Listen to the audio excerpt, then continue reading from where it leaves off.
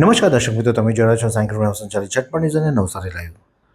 નવસારીના એરો ગામથી આજે ગામના લોકો નવસારી મહાનગરપાલિકા કચેરી ખાતે આવ્યા હતા અને તેઓ દ્વારા આવેદનપત્ર પાઠવવામાં આવ્યું છે, જેમાં તેમણે માંગણી કરી છે કે તેઓ વર્ષોથી જે ગામનું તળાવ છે તેમાં ગણેશ વિસર્જન કરતા હતા, પરંતુ છેલ્લા 2 વર્ષથી તળાવની અંદર ગણેશ વિસર્જન કરવા દેવામાં આવતું ન હતું.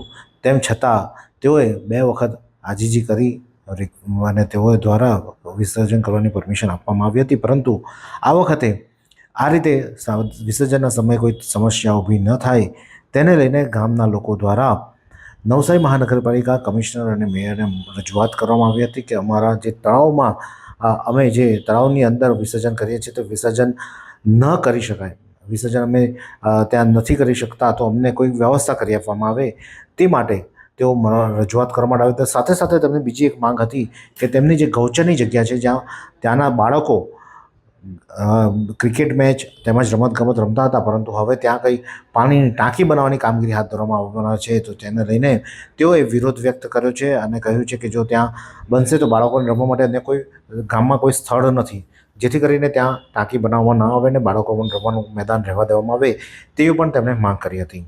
સાથે જ તેમના જે જીબીના લાઇટ બિલો જે આવ્યા હતા તે લાઇટ બિલોમાં પણ ખૂબ મોટો વધારો જોવા મળ્યો હતો, જેના કારણે તેઓએ કહ્યું હતું કે ભાઈ રજૂઆત કરી હતી કે તમારે નવસારી મહાનગરપાલિકામાં આવવાના કારણે તેમનો આ વધારો થયો છે લાઇટ બિલમાં, તો તે પણ યોગ્ય કરવામાં આવે તેવી પણ માંગ કરવામાં આવી હતી. ત્યારે જે સ્થાનિક આગેવાનો આવ્યા હતા તેઓ શું કહી રહ્યા છે આવો સાંભળીએ. મારું નામ રણછોડભાઈ રામજીભાઈ પટેલ, હું એરુ ગામનો વતની છું. અમે ગણપતિ વિસર્જન આજે વર્ષો લગભગ 75 વર્ષથી એરુ ગામના તળાવમાં જ કરતા આવેલા છે.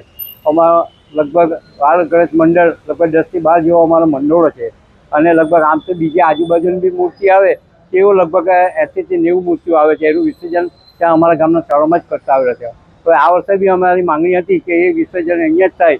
ગયા વર્ષે બી તકલીફ પડેલી, પણ જેમ તેમ કરીને અમને ત્યાં મંજૂરી આપેલી, એટલે આ વખતે અમે અગાઉથી આ બધી પૂર્વ તૈયારીઓ કરી કે અમારું વિસર્જન અમારા એરુ ગામના તળાવમાં જ થાય. એ એપ્લિકેશન અમે મેયરશ્રીને બી આપી છે, કમિશનર સાહેબને બી આપી છે, અને એમણે કીધું કે બને એટલું ઘટતું કરીને અહીંયા થાય એવો અમે પ્રયત્ન કરવું. સાથે સાથે અમારી બીજી બી એક રજૂઆત એવી છે કે અમારી ગૌચરની જગ્યા છે ત્યાં અમારા નાના બાળકોનું રમતગમતનું મેદાન, અને એ સિવાય અમારી પાસે કોઈ રમતગમતનું મેદાન છે જ નથી, એટલે ત્યાં એ લોકો પાણી ટાંકીનું આયોજન કરવા માગે. તો અમે ત્યાં ના કીધું કે ભાઈ તમે અહીંયા ત્યાં પાણી ટાંકી નહીં બનો, કોઈ બીજી જગ્યાથી એક્સટેન્ડ કરો. પણ ગઈકાલે બી ત્યાં સોઇલ ટેસ્ટ માટે ત્યાં આવેલા હતા, ત્યાં અમે લોકોએ વિરોધ કરીને પછી કેન્સલ કરાવ્યું. એટલે આ રીતની અમારી માંગણીઓ હતી અને એ બાબતમાં અમે અરજી આપી છે. આ સાથે સાથે અમારી ત્રીજી એક માંગણી એવી હતી કે અમારું લાઇટ બિલ જે આવ્યું તે લગભગ ઘણું બધું, લગભગ એકાદ જણને 2,000 રૂપિયા એવો વધારો આવ્યો ભરવાનો. તો અમે અહીંયા તપાસ કરી તેમ કે તો ભાઈ તમે સુધારીને જાય એટલે નગરપાલિકામાં આવી ગયા એટલે હવે તમારે ચાર્જ ભરવો પડે, પણ જે ભરવો પડે એટલે અમને પૂરતી સુવિધા તો મળી નથી. અને બીજું એ કે જે દિવસથી અમલમાં આવ્યું તે દિવસથી એ લોકો ચાર્જ લગાવે એ બાબતમાં અમારો જબરજસ્ત વિરોધ છે કે એ ત્યારથી ચાર્જ નહીં લગાવવો જોઈએ. જ્યાંથી અમને પૂરતી સુવિધા મળશે ત્યાંથી તમે ચાર્જ લગાવો તો બરોબર છે, આવી અમારી માંગણી. તો એરો ગામ નવસારી મહાનગરપાલિકામાં આવી જતા તેઓને અનેક સમસ્યાઓનો સામનો કરવાનો વારો આવ્યો છે, ત્યારે તેઓ દ્વારા રજૂઆતો કરવામાં આવી છે. હવે તેમની રજૂઆતોમાં જે તળાવ છે તેને અત્યારે હાલમાં કમિશનર દ્વારા કૃત્રિમ તળાવ બનાવી આપવાની બાંહેધરી આપવામાં આવી છે. વહેલી તકે ત્યાં કૃત્રિમ તળાવ બનાવી દેવામાં આવશે અને બાકી જે માંગણીઓ છે તેના પર વિચારણા કરી આગળ કાર્યવાહી કરવાની સાંત્વના આપવામાં આવી છે. આ જ પ્રકારના અનવા સમાચાર માટે જોતા રહો સાયકલ સંચાલિત ઝટપટ ન્યૂઝ અને નવસારી લાઈવ. શું તમે શરીરના સાંધાના દુખાવાથી પીડાઈ રહ્યા છો કે પછી તમે કોઈ સ્પોર્ટ્સ ઇન્જરીથી પીડાઈ રહ્યા છો?